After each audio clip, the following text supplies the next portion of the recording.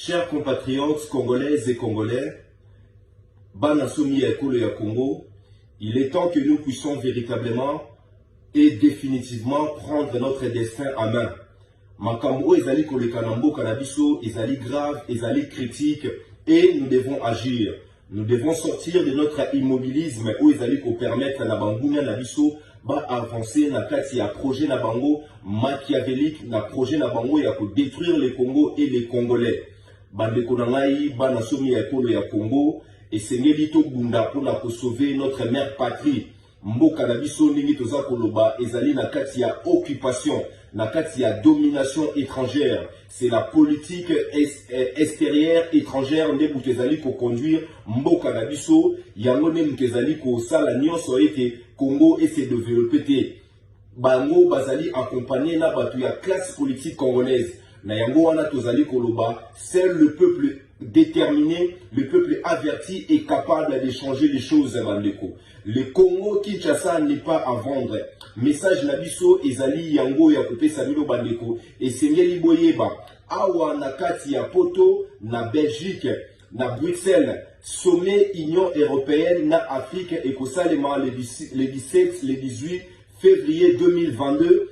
Objectif na bango ezali ba redessiner de nouveau ba frontières ya ba pays na biso africain. Biso nyonso toyebi yango, c'est le Congo, notre pays, le Congo Kinshasa, qui est au centre de ces projets machiavéliques.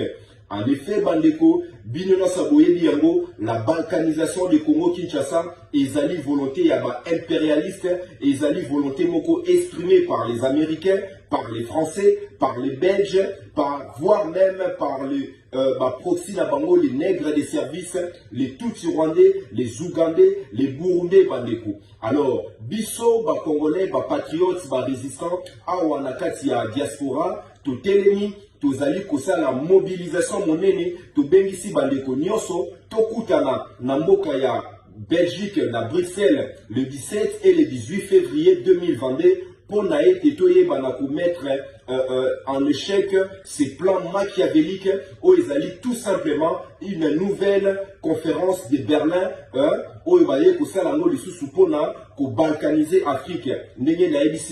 C'est le Congo qui est véritablement au centre de ces enjeux. Enjeux géostratégiques, géopolitique, économique, yangonde ezali na kati ya mboka na biso bandeko. Na yango wana toyebisi bino Banasomi Ekolo ya Congo, les dignes filles et fils du Congo, nous ne devons plus croiser les bras. Toyebi makambo nyonso eza koleka na mboka na biso. Si nous voulons retrouver notre dignité, si nous voulons conserver notre intégrité territoriale, si nous voulons retrouver véritablement notre souveraineté, nous devons nous lever comme un seul homme et nous battre afin que nous puissions être véritablement libres et que nous puissions construire le Congo, bisomoko, na développement, na excellence, ndenge bakoko na biso, batikelaki biso maloba oyo.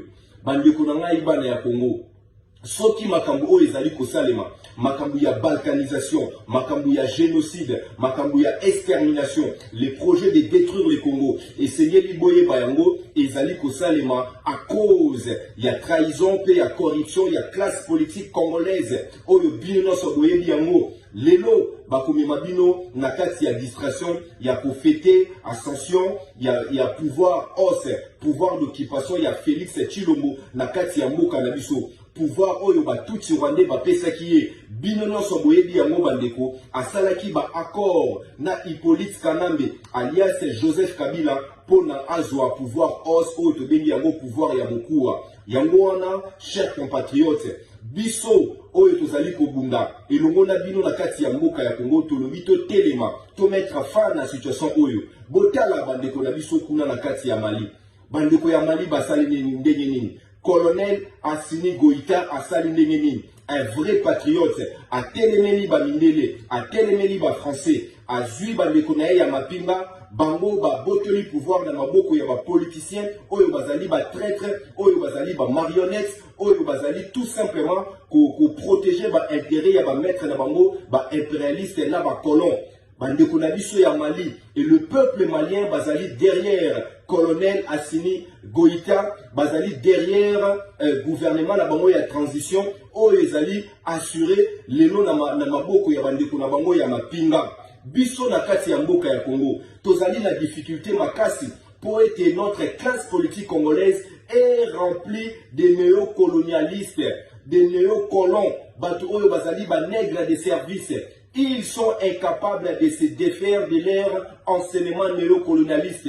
Félix Tshilombo azali exemple monene bandeko na ngai. Félix Tshilombo azali ko protéger ba occupants, azali ko légaliser occupation. Lelo azali ko endormir ba congolais pour na ete balkanisation et salema. Na yango bandeko ndenge toyebisi bino biso awa na kati ya diaspora totelemi tozali na mobilisation na manifestation monene le 17 le 18 février 2022 na Union européenne pour na toyebisa na mokili mobimba le Congo Kinshasa n'est pas à vendre. Notre souveraineté, notre intégrité territoriale ne sont pas négociables. Tokoyebisa na babindele soki bino bosalaki conférence ya Berlin en 1885 bo balkanisaki Afrique bo séparaki ba peuple na biso biso tozalaki te mais na époque ya lelo biso ba congolais biso ba africain tokoki kotika bino jamais bosala lisusu projet ya bongo. Projet na bango ya ko coloniser de nouveau. La recolonisation ya peuple africain ezali déjà en cours. Et biso na kati ya mboka ya Congo Kinshasa tozali vraiment centre ya expérimentation oyo ba impérialiste bazali kosala à cause ya trahison, à cause ya corruption ya classe politique congolaise bandeko. Na yango toyebisi bino ba na somi ya ekolo ya Congo. La seule solution oyo tolobaka oyo ba papa na biso Honoré Gwanda ici a lobé la bino mbala na mbala. Totelema comme un seul homme, tout ça la soulèvement populaire, révolution populaire. Et le serment au papa Honoré Gwanda Tikeli Biso, à Yebisi Biso, nous devons plaquer au sol le traître de la nation, Félix Tshilombo. Ce qui tolingi véritablement victoire Nabiso et Zala avéré. Ce qui victoire Nabiso o Ezali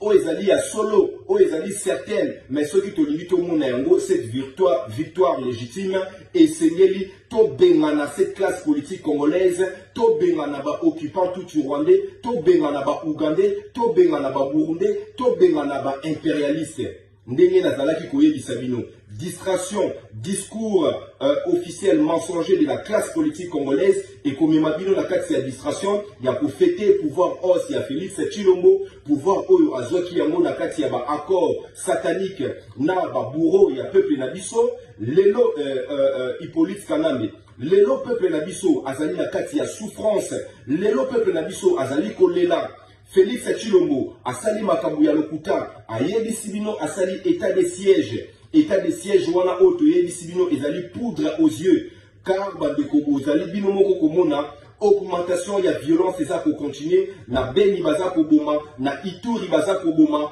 bazali ko continuer projet na bango ya balkanisation ya mboka na biso na yango wana bandeko biso bana somi ya ekolo ya Congo toyebisi bino peuple congolais botelema toyebisi bino peuple congolais bozala debout tozala déterminé pour na ete toyeba na kozwa destin ya mboka na biso en main définitivement bandeko na ngai et cela dépend tout simplement de la détermination de notre peuple. Cela dépend tout simplement de la détermination. Il y a élite oyo biso tozali ko incarner. Il y a élite Yassika, les Congolais incorruptibles, oyo bazali capable ya ko défendre la souveraineté ya mboka na biso. Voilà bandeko, message oyo biso tozali ya couper sabino yango wana. Soki tolingi to bimana kati ya occupation ndenge tolakisi bino Félix Tshilombo ici a livré mboka na biso. Zambie ezali kuna na kati, Uganda ezali kuna na kati, Rwanda ezali kuna na kati. Espace aérien na biso ezali déjà na maboko ya ba Rwandais. Intégrité territoriale na biso ezali respecté ata mokete. Mboka moko te na mokili oyo bazali ko respecter souveraineté na biso. Alors bandeko, biso moko to telema, biso moko to munda, levons-nous comme un seul homme. Ndenge papa Lumumba lobaki, il a l'espoir que son peuple se mettra debout comme un seul homme pour mettre dehors les ennemis intérieurs et extérieurs afin que nous soyons véritablement libres. Et lorsque nous serons véritablement libres, nous serons capables de démontrer à tout le monde que nous pouvons élever le Congo dans l'excellence. Message Nabiso Yango wana peuple congolais, Ingeta, Ingeta, Ingeta.